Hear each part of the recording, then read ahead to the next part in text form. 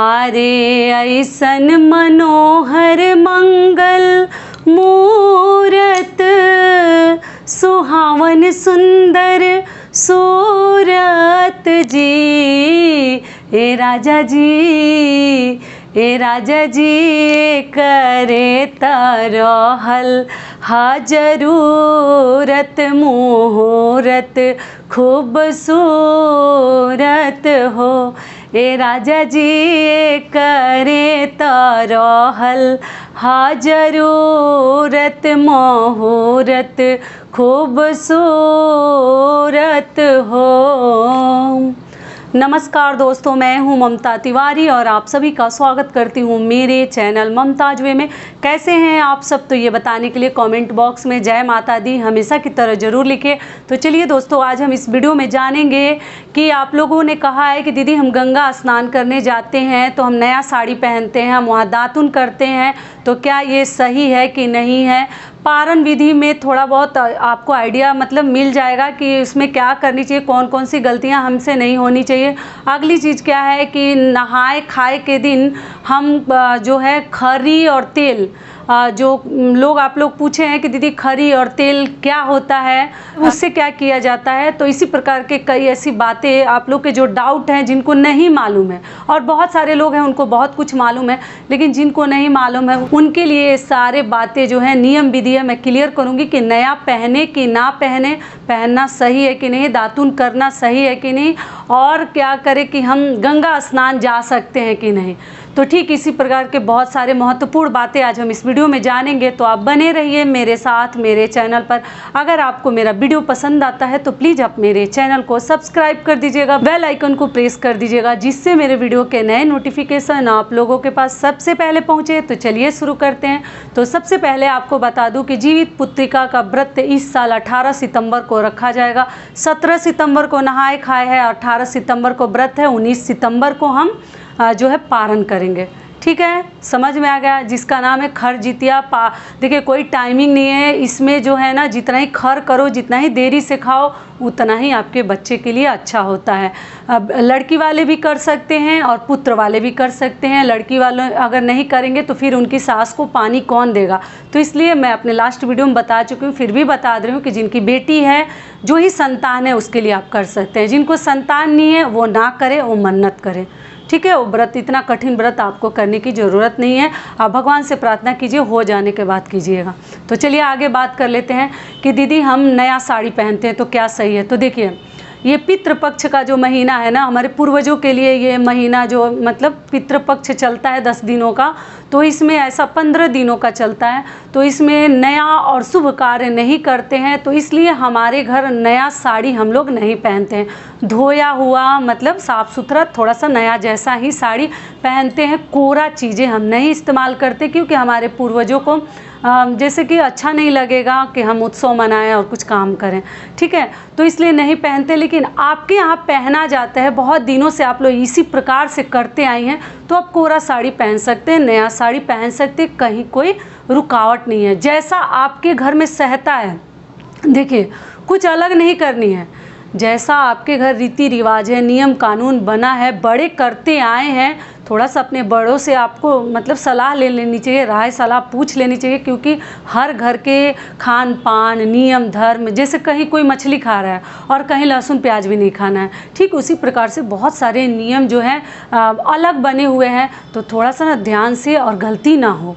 बहनें अपना थोड़ा बड़ों से, अपने घर के लोगों से, आपकी जेठानी देवरानी, आपके घर की सास बुआ सास, उनसे पूछ लीजिए, क्योंकि ये सब मजाक नहीं है। ये सब बड़ा फूक फूक के कदम रखना पड़ता है। तीज हो, जितिया हो या और भी व्रत हो, इसमें गलतियां नहीं होनी चाहिए। तो इसलिए आप लोग थोड़ा सा पूछ लीजिए, क्योंकि हर घर के नियम अलग हैं, तो कुछ चेंजिंग ना करें। जैसे आप करते आए हैं ना, अगर नया साड़ी से करते आए हैं तो नया साड़ी से कीजिए, लेकिन हमारे तरफ हम लोग नहीं करते, क्योंकि पितृपक्ष में कुछ नया हम लोग इस्तेमाल नहीं करते हैं। और ये जो व्रत है ना, पितृपक्ष में पड़ता है आश्विन माह के कृष्ण पक्ष के अष्टमी तिथि को जितिया का व्रत रखा जाता है। अष्टमी को रखा जाता है, नवमी में हम पारण करते हैं। ठीक है, समझ में आ गया, क्लियर हो गई बातें।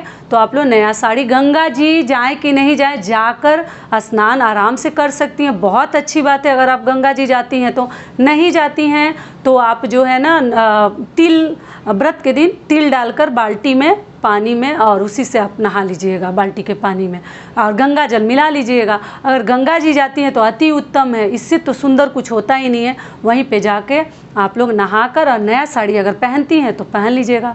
सिर के ऊपर से तो गंगा जी में जो जाएंगे वो तो नहाएंगे ही। तो जिनकी सास है वो सिंदूर वहीं भर लेंगे, एक दूसरे को लोग भर देते हैं, लेकिन जिनकी सास है वो सिंदूर ना भरें, ये गलती ना करें। और बाल का पानी ना पोछें, जिनकी सास नहीं है उनको सिंदूर नहीं लगानी है और उनको बाल से पानी को टपकने देना है, पोछनी नहीं है। पूरी बातें क्लियर हो गई। और जिनकी सास है वो सिंदूर भी लगाएंगी और बाल को या तो बांध लीजिए, जूड़ा कर लीजिए, या उसको पोंछ सकती हैं। सारी बातें क्लियर। अगली चीज़ क्या है कि दीदी दातुन तो हम लोग करते हैं, तो मैं तो कहूँगी कि आप लोग ना करें, क्योंकि जितिया ये व्रत है ना, जीवित पुत्री का खर जितिया नाम है। इसमें खर को तोड़ना, लकड़ी तोड़ना, काटना तो आप काट सकती हैं, देखिए सब्जी काटना वो अलग चीज़ है, लेकिन इसमें कुछ तोड़नी नहीं चाहिए, तोड़े ना, बच बचा कर रहें। तो मैं तो कहूँगी कि दांत से दातुन वगैरह भी खर ना तोड़े, काटें तो ज़्यादा बेहतर है। आप लोग उंगली से जैसे साफ़ हो रहा है, पेस्ट वगैरह इस्तेमाल ना करें, नया ब्रश भी ना करें, इसमें कुछ ना करें। गंदा है तो गंदा ही रहने दीजिए, उंगली से साफ़ कर लीजिएगा, ठीक है। समझ में आ गया। कुल्ला वगैरह कर ले, व्रत के अगले दिन जितना बार मन होगा उतना बार आप लोग ब्रश कर लीजिएगा, कोई टेंशन नहीं है। पारण करने के बाद, पारण के दिन आप दातुन वगैरह कर सकती हैं, कोई दिक्कत नहीं है। तो वहाँ से आने के बाद वहीं पे अगर आप चाहें तो कथा भी सुन सकते हैं। मैं कथा का वीडियो कोशिश करूँगी कि आप लोग के लिए डाल दूँ। बहुत आराम मिला है, मेरी बहनों को बोली है कि दीदी हम लोग सुन लिए थे, आपने कथा का हलवा कर डाला हुआ था, तो मैं कोशिश करूँगी कि पक्का सुन लीजिएगा। लोग गंगा घाट पे ही कथा सुन लेते हैं, अगर नहीं सुनते हैं तो घर में आकर आपको कथा सुननी है। अरियार बरियार का पौधा मिले तब, अगर नहीं मिलता है अरियार बरियार का पौधा तो क्या करेंगे, तुलसी माता का गमला बीच में रख लीजिएगा। कलश नहीं रखनी है, ऐसे कलश में पानी लेकर सब लोग अपने अपने घर से लोटे में, ग्लास में, जो चीज़ भगवान ने आपको दिया है वहाँ रख लेते हैं, हाथ में फूल ले लेते हैं, कथा सुनते हैं। और जितिया जो नया हम खरीदते हैं, सोने का हो या धागे का हो, उस कलश के ऊपर हम पहना देते हैं और वहीं रख कर बैठ कर हम ऐपन से, सिंदूर से अरियार बरियार की पूजा करते हैं। अगर नहीं है तो तुलसी माता की पूजा आप लोग कर लीजिएगा, फल फलहार चढ़ा दीजिएगा, फल फ्रूट। और मान लीजिए कि कई लोग हैं ना, देखिए कई लोग इस प्रकार से करते हैं, लेकिन कई लोग हैं ना कि क्या करते हैं कि जैसे चील्हो, सियारन और जीमतवाहन भगवान की ना प्रतिमा भी बनाते हैं गोबर से, ठीक है। आप चाहें तो गोबर से अगर गोबर मिल जाए तब, नहीं मिलता है तो आप लोग क्या कीजिएगा कि मिट्टी से भी बनाकर 3 रख दीजिएगा। वो भी नहीं है तो हल्दी से भी 3 छोटे छोटे हल्दी को मैश करके बनाकर रख कर वहाँ कथा पट्टा पर, पीढ़ी जिसको बोलते हैं, उस पर भी रख कर आप लोग कथा वहीं पर फूल अक्षत चढ़ाकर आप लोग भगवान का नाम ले सकते हैं, ग्रुप में बैठकर कथा कह सकती हैं। बाकी कुछ कलश और सुपारी पान वगैरह डालकर, इतना सब नियम नहीं है, लेकिन आपके यहाँ अगर उस प्रकार से कलश रखा जाता होगा तो देख लीजिएगा। लेकिन इसमें ऐसा सब नहीं, अपना कलश ले जाना, रखनी है, उस पर सिंदूर से 5 जगह टिक देते हैं, उस पर जितिया पहना देते हैं, मतलब लपेट देते हैं, और वहीं बैठकर हाथ में फूल लेकर हम कथा सुनते हैं। समझ में आ गई पूरी बातें? तो इस प्रकार से करते हैं। और पारण के दिन क्या क्या हमें दान करनी है वो सब कुछ मैं आपके साथ शेयर करूंगी। जो है नहाए खाए के दिन जिनकी सास नहीं है वो क्या क्या दान करेगी, तो ऐसे तो मैं एक वीडियो में बता चुकी हूँ, फिर भी आप लोग दान कर लीजिएगा। आटा, दाल, आलू, नमक, हल्दी, अचार, मिर्ची, बहुत सारी चीज़। आप चाहें तो तरुई के पत्ते पे दान किया जाता है, और साथ में तरुई इसलिए किया जाता है कि जो हमारे बड़े बुजुर्ग हैं, जो नहीं है इस दुनिया में, जो हमारे पूर्वज हैं, वो जो है खाकर व्रत रखेंगे, इसीलिए दान किया जाता है। ठीक है, ऐसे मैं बता चुकी हूँ, फिर भी आपको एक बार याद दिला दे रही हूँ।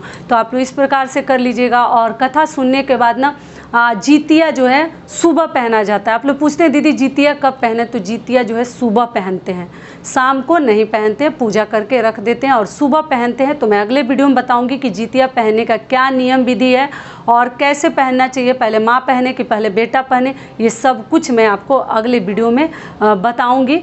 और अगली चीज़ क्या है, ध्यान दिला दूँ आपको, जितिया के दिन बालों में कंघी न डालें।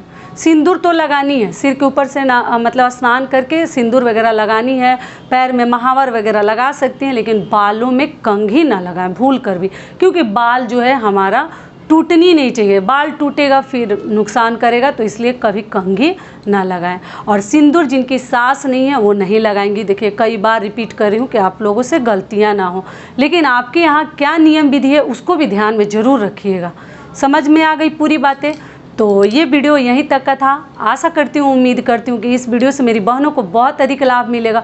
फिर मिलती हूँ एक नए वीडियो में, तब तक के लिए नमस्कार। स्वस्थ रहिए, सुरक्षित रहिए और जहाँ कहीं भी रहिए खूब खुश रहिए। और आप सभी को जितिया व्रत की ढेरों सारी शुभकामनाएं इन एडवांस।